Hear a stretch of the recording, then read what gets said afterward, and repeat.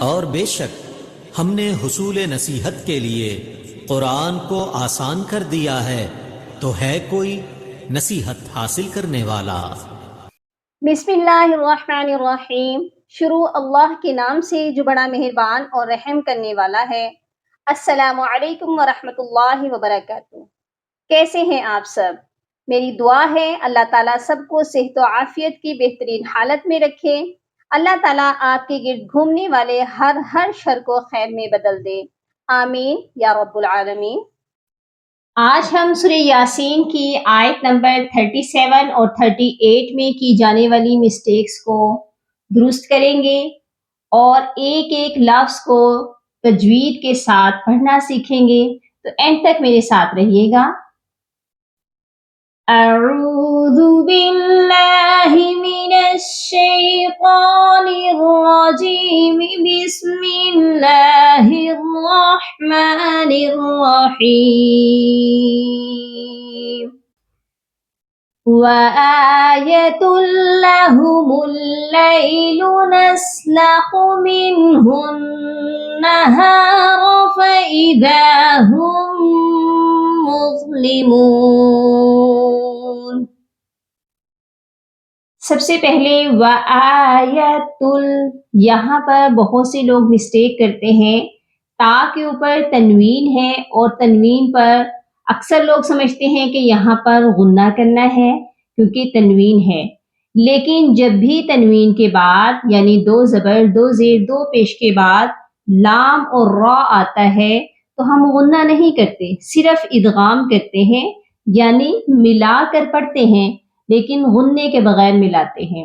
یہاں پر ادغام بلا غنہ کیا جا رہا ہے، یہ پڑھا جائے گا وَآيَةٌ لَهُمُ اللَّيْلُ، لہم کی جو میم ہے اس کو ڈائریکٹ لام کے ساتھ ملانا ہے، لام مشدد کے ساتھ، اور درمیان میں خالی الف ہے اس کو ہم نہیں پڑھیں گے۔ اس کو میرے ساتھ آپ بھی پڑھ لیجئے وَآيَةٌ لَهُمُ اللَّيْلُ۔ نیکسٹ چلتے ہیں نَسْلَخُ مِنْهُ النَّهَارَ، یہاں پر دیکھیں منہن، جو فرسٹ والا نون ہے نون ساکن ہے، یہاں پر صرف اظہار حلقی ہوگا کیونکہ اس کے آگے ہا ہے جو کہ حروف حلقی ہے، اور اس ہا کو نون مشدد کے ساتھ جب ہم ملائیں گے تو نون مشدد پر غنہ کریں گے کیونکہ نون مشدد پر غنہ لازمی کیا جاتا ہے۔ را کو موٹا کریں گے فَإِذَا هُمْ، یہاں پر دیکھیے دو میم اکٹھے ہیں، ایک ہے میم ساکن اور ایک ہے میم مشدد، ہم میم ساکن کو چھوڑ دیں گے اور میم مشدد کے ساتھ ہا کو جوائن کریں گے اور اس پر ہم ادغام بھی کریں گے، یعنی کہ ہم اس کو ملا کر پڑھ رہے ہیں اور ساتھ میں غنہ بھی کریں گے کیونکہ میم مشدد پر بھی لازمی غنہ کیا جاتا ہے۔ اس آیت کو میرے ساتھ آپ بھی دہرا لیجئے وَآيَةٌ لَهُمُ اللَّيْلُ نَسْلَخُ مِنْهُ النَّهَارَ فَإِذَا هُمْ مُظْلِمُونَ۔ نیکسٹ آیت پر چلتے ہیں وَالشَّمْسُ تَجْرِي لِمُسْتَقَرٍّ لَهَا ذَلِكَ تَقْدِيرُ الْعَزِيزِ الْعَلِيمِ۔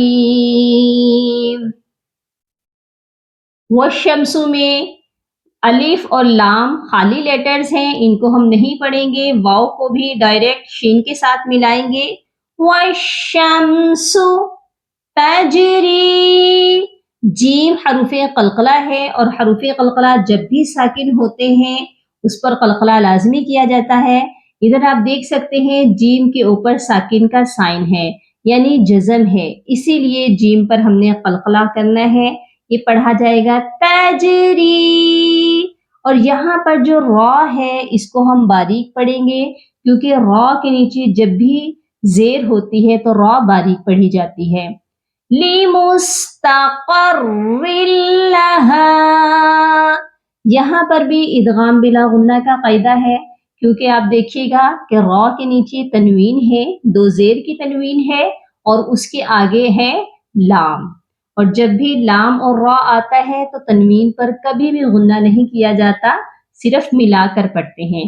تو یہاں پر ہم نے را کو لام مشدد کے ساتھ ملانا ہے، سختی سے ملانا ہے، بغیر غنے کے ملانا ہے۔